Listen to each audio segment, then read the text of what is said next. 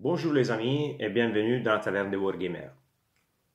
Aujourd'hui, je vais faire mon premier tuto peinture et on va voir comment faire les sceaux du serment et les parchemins. Je vous en prie, soyez gentils avec moi, c'est les premières vidéos que je vais faire de peinture, donc ce ne sera pas le top des top de top, mais j'ai reproduit exactement la même façon de peinture pour de ces modèles, mon hospitalaire et la Dialogus. C'est exactement la même façon de les peindre. Comme d'habitude, je vous rappelle que je suis italien, donc c'est fort probable que je vais inventer quelques mots pendant la vidéo. C'est pas grave, vous apprendrez des nouveaux mots qui n'existent pas. Commençons tout de suite. Je n'ai pas utilisé de couleurs contraste, c'est les couleurs standard Games Workshop, mais ça va être quand même très rapide et efficace. Alors les gars, comme première couleur, j'utilise un camel brown, mais vous pouvez utiliser aussi du style Legend Drab. C'est un peu plus clair. Moi je préfère les camel brown, mais je pense que c'est une couleur que vous ne trouverez pas assez facilement. Donc voilà, style Legend Drab, ça fait l'affaire. Première chose, je vais prendre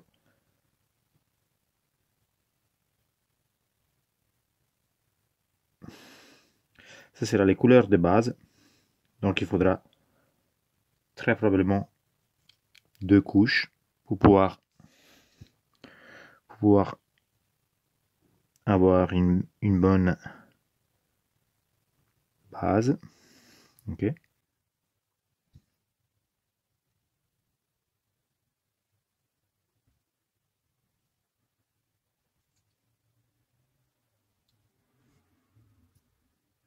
Vous allez voir les gars, ça va être hyper rapide.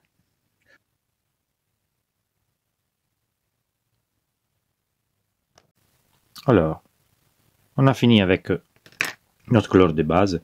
Nous allons prendre maintenant la partie en rouge, les sigils de notre pourriticile. Ok. Il faudra ici faire attention à ne pas toucher la partie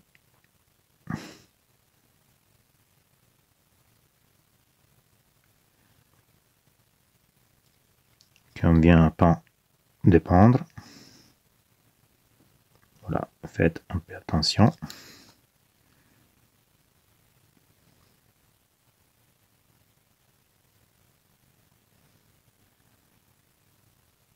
Les cornets, c'est vraiment une de mes couleurs préférées. Alors, une fois que nous avons terminé, je vais appliquer sur toute la partie de l'Agrax Earthshade. Je vais l'appliquer pur.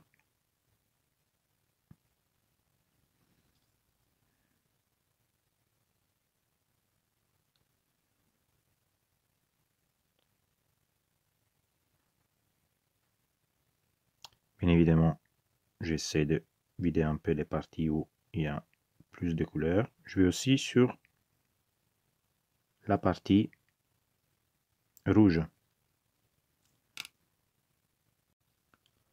Alors, la raison pour laquelle j'utilise les Agrax Earthshade sur les deux, donc sur la partie rouge et sur la partie beige, c'est parce que pratiquement ça me donne une sorte d'uniformité, une sorte de continuation entre la partie. Moi j'aime bien ce type de continuation. Une autre solution ça aurait pu être faire un lavis, par exemple d'une Drucky Violet, Carolborg Crimson là. Donc une sorte de shade en tonalité violet. Moi j'aime bien les marrons, déjà parce que c'est une couleur qu'on retrouve dans le rouge et parce que ça fait une connexion sur les parties. Ok. Du moment où notre shade a séché, je vais faire la première layer, c'est le Karakstone. Je vais essayer déjà de faire les contours. Les couleurs ne doivent pas être trop diluées. Donc moi je dirais cette tonalité, ok, cette intensité, cette dilution. Parce que s'il est trop dilué, on risque de recouvrir certaines parties.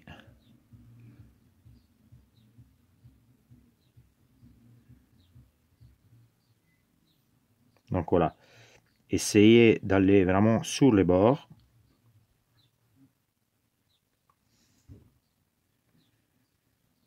Laissez quelques petites parties découvertes. Donc ne couvrez pas toute la partie. Laissez le point un peu plus dans les parties qui sont pliées. Laissez-les un peu plus sombres. Comme ça, ça donne aussi un effet un peu plus de profondeur. Ok. Voilà. Comment il est en train de venir. Voilà. Moi, je dirais que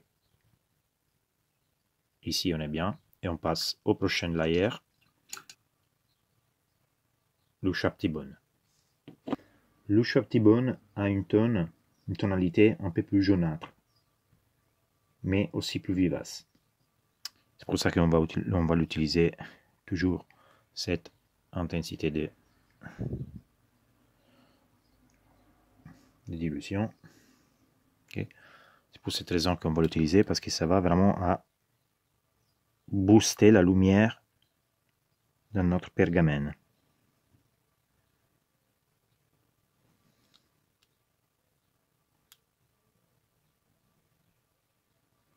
Voilà.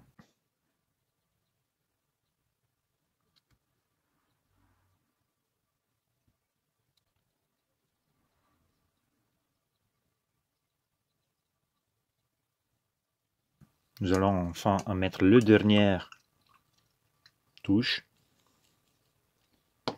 Et cette fois, nous allons utiliser du Screaming Skull.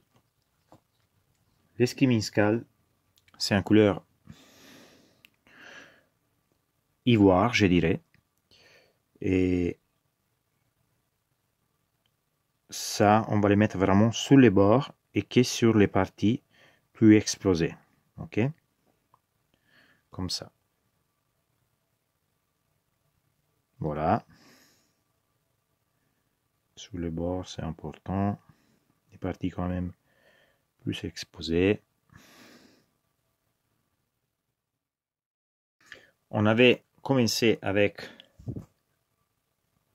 du Corn Red. On va passer à la Wilson Scarlet. Toujours une dilution pas trop fort. Ici, vous allez chercher les points, vraiment les bords. Donc, c'est un travail un peu plus fin. Faites attention. Ok, j'approche un peu la caméra.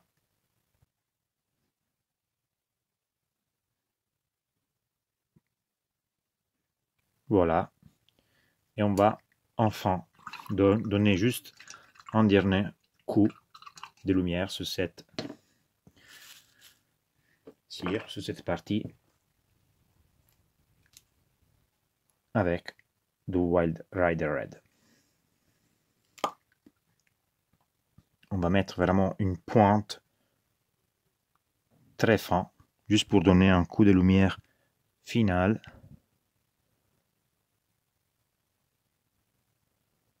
Donc ici, ici, ici, ici et ici. Voilà, nous avons notre pergamène, notre puriticile. Ok. Maintenant, nous pouvons nous arrêter ici, mais si vous voulez, je peux vous montrer comment faire des petites inscriptions. Alors, moi personnellement, je ne les ferai pas, mais je les fais pour vous montrer comment les faire. Alors, ce que je vais faire, c'est prendre du Rhinoxide. Ok. Vous ne devez pas le diluer. Ok. Alors, ça, c'est pas nécessaire. Mais pour qui veut le faire, vraiment, juste avec la pente, j'essaie de vous montrer. Vous allez faire des petites lignes. Comme ça.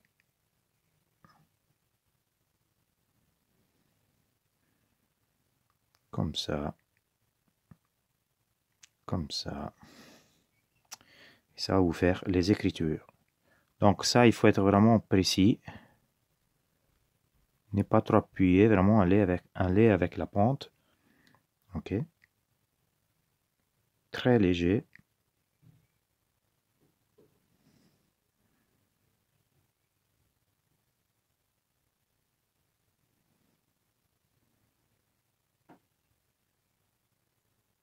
Vous pouvez un peu sauter, disons, quand vous appuyez avec la pente. Ça fait un effet clairement écriture. Ok. Voilà. Et comme ça, vous avez votre petite pergamène. Votre polyticile. Bien évidemment, on peut faire la même chose avec des tonalités différentes. Par exemple, on peut aller à avoir un côté plus violet ici. Vous pouvez par exemple commencer avec du Baraknar et après avoir donné le shade, passer au Screaming Pink et mettre une lumière en mélangeant les deux, Screaming Pink et Pink Color. Ok, ça vous fait une cire plus rose et moins rouge. Moi, je préfère rouge. C'est un goût particulier, mais bon, c'est mon goût, voilà. Ça, c'est tout. J'espère que ça vous plaît. Alors les gars, j'espère que cette vidéo, ça vous a plu. Ça vous sera utile pour pondre vos figurines. Et si vous avez aimé les vidéos, laissez un like. Et si vous ne l'avez pas encore fait, inscrivez-vous à la chaîne La Taverne des Wargamers. Comme ça, je saurai que mes contenus, ça vous plaise et vous avez encore envie de nouveaux vidéos.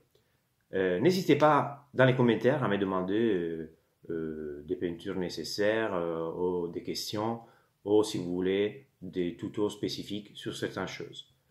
D'accord? À la prochaine. Bonne journée les gars et bonne peinture.